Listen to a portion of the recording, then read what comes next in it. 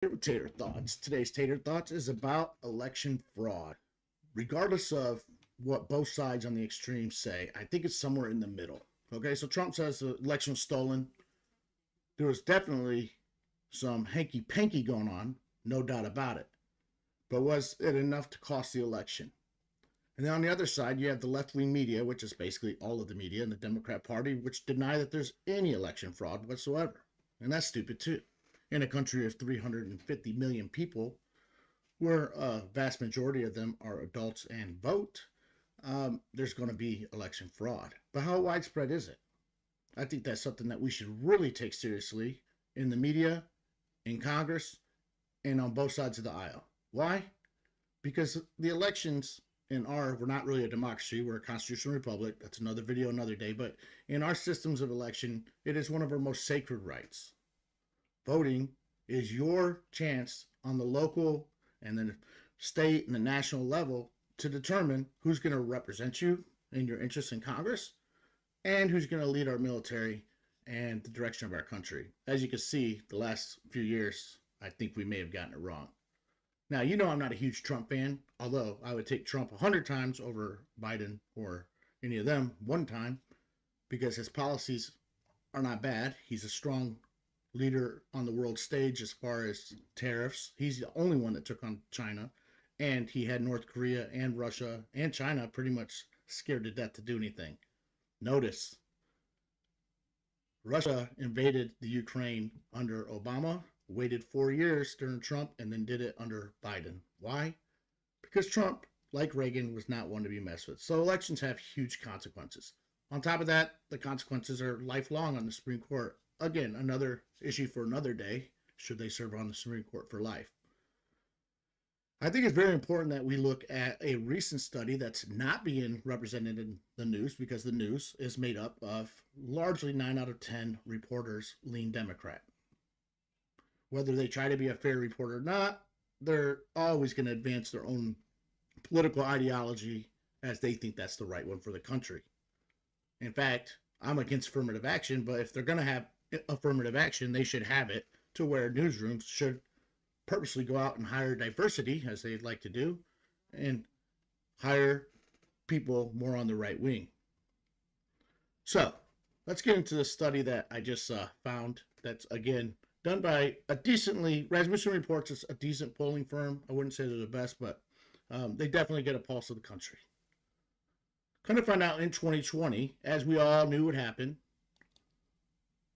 17% of mail-in voters admitted that in 2020 they voted in a state where they are no longer a permanent resident. Guess what would cure that? Voter ID laws. Democrats fight those consistently. Why? Because their goal is to let people, in my opinion, it's a nefarious goal. They know with voter ID, less illegal people can vote in our elections. With voter ID, it has to match your address that you're registered to vote with. That way there's no voting twice in many different states. If you need an ID to cash a check, if you need an ID to purchase alcohol, if you need an ID to purchase a vape, why don't you have an ID for our most basic fundamental right that secures the future of our country? Let's keep going. 21% of mail-in voters admit they filled out a ballot for a friend or a family member. In all 50 states, that's illegal. You cannot fill out a ballot for a family member. Think about it. Grandpa's on his deathbed, in his hospice bed, still legally alive, maybe votes Republican, and somebody grabs it and votes Democrat for him. That's illegal. 17% of mail-in voters said they signed a ballot for a friend or family member with or without his or her permission. Another illegal thing. You cannot sign a ballot for somebody else. 8% of likely voters said they were offered pay or a reward for voting in 2020. Now, where I have a problem with that was, were they paid or rewarded for voting in 2020? If so, that's illegal. Taken together, the results of these survey questions appear to show that voter fraud was widespread in the 2020 election, especially among those who cast mail-in ballots. That is why we need an election day. That is why we need some sort of verification if they're going to vote through you know, the military has to vote absentee ballot. Why? Because in the military, you're not a resident of wherever you're stationed at. You're a resident of your home state, so you have a right to. People that are really affirmed, it should be a rare thing. It should be allowed, but it should be a rare thing. And we could cure all this. Cure all this with voter ID and early voting, in-person voting. Okay? I have no problem with early in-person voting. I know a lot of Republicans did. A lot of people on the right did. But guess what? It actually cost us probably an election because we were so against it.